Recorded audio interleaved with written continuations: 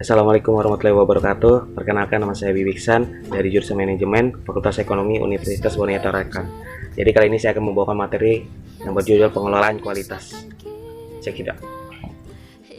Pengelolaan kualitas memberikan keunggulan kompetitif untuk Arnold Palmer Hospital. Jadi sejak tahun 1989, Arnold Palmer Hospital dinamai Dharma One Golf terkenal telah menyentuh kehidupan lebih dari 7 juta anak-anak dan wanita beserta keluarga mereka. Pasien tidak hanya dari Orlando saja, tetapi dari 50 negara bagian dan seluruh dunia. Hampir setiap teknik manajemen kualitas ditampilkan pada bab ini digunakan oleh Arnold Hospital. Contohnya perbaikan terus-menerus, memberdaya karyawan, dan alat seperti grafik Pareto dan grafik Albert. Kualitas dan strategi. Seperti ditemukan oleh Arnold Palmer Hospital, kualitas adalah tonik yang sangat bagus untuk meningkatkan operasional. Pengelolaan kualitas dapat membantu dalam membangun strategi yang berhasil dalam diferensiasi, biaya rendah, dan respon. Terus tujuan utama adalah untuk mendapatkan pelanggan, karena kualitas menyebabkan beberapa hal baik terjadi, merupakan tempat yang baik untuk memulai. Pendefinisian kualitas. Tujuan seseorang manajer operasional adalah untuk membangun sistem manajemen kualitas yang dapat mengidentifikasi dan memuaskan kebutuhan pelanggan. Jadi bagaimanapun mempercayai definisi dari kualitas dibagian dalam beberapa kategori, yaitu berdasarkan pada pengguna, manufacturing, dan juga produk. Aplikasi dari kualitas. Ada 3 alasan mengapa kualitas sangat penting. Pertama, reputasi perusahaan, yaitu sebuah organisasi dapat mengharapkan reputasinya sebagai kualitas menjadi baik atau jahat untuk mengikutinya. Terus kewajiban produk.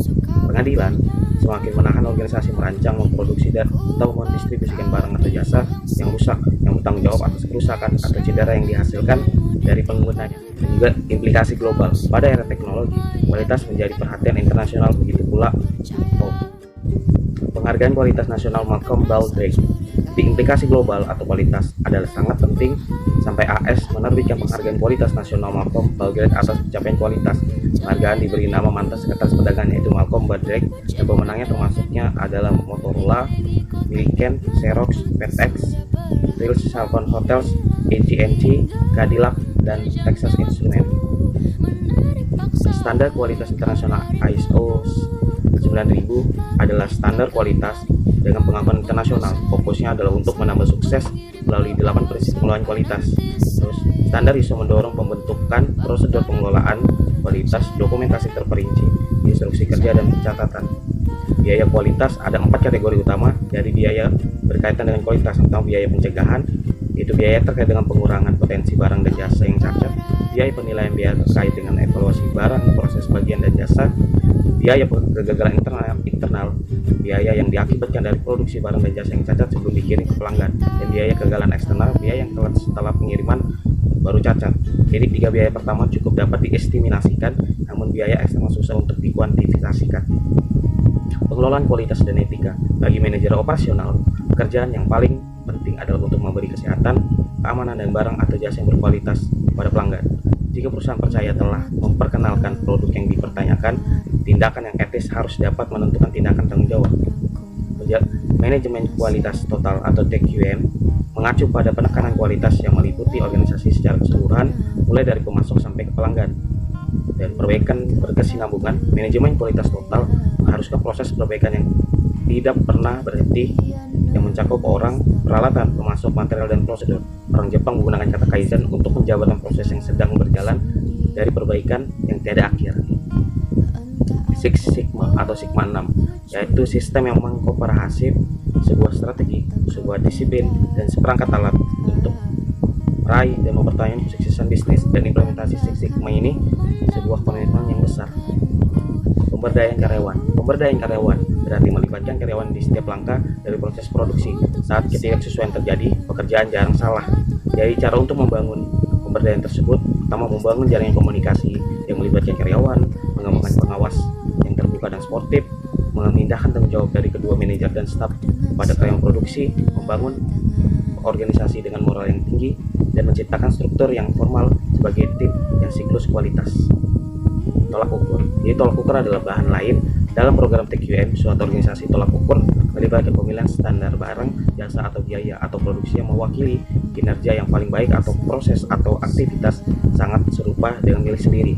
Di langkah-langkahnya itu ada menentukan apa yang akan dilakukan tolak ukur, membentuk tim untuk tolak ukur, mengidentifikasi mitra tolak ukur, mengumpulkan dan menganalisa informasi tolak ukur, dan mengambil tindakan untuk menyamai atau melewati tolak ukur. Terus tepat waktu atau just in time. Jadi falsafah di balik konsep tepat waktu adalah salah satu perbaikan dan peningkatan penyelesaian masalah. Jadi sistem ini dirancang untuk menghasilkan atau mengirim barang pada saat dibutuhkan. Tepat waktu berkaitan dengan kualitas dengan 3 cara sebagai berikut. Ada GIT, memotong biaya kualitas, ada yang meningkatkan kualitas, dan kualitas yang lebih baik berarti persediaan yang lebih rendah dan lebih baik, lebih mudah untuk menggunakan sistem GIT. Konsep Taguchi. Sebagian besar masalah kualitas adalah hasil dari produk dan proses rancangan yang buruk.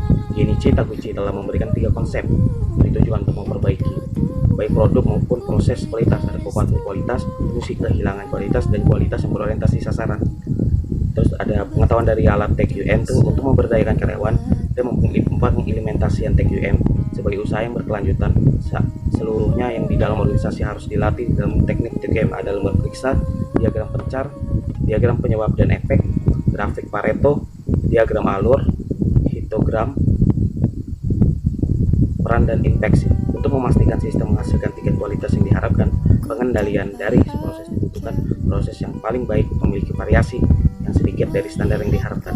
Jadi inspeksi harus dipikirkan sebagai kendaraan untuk memperbaiki sistem.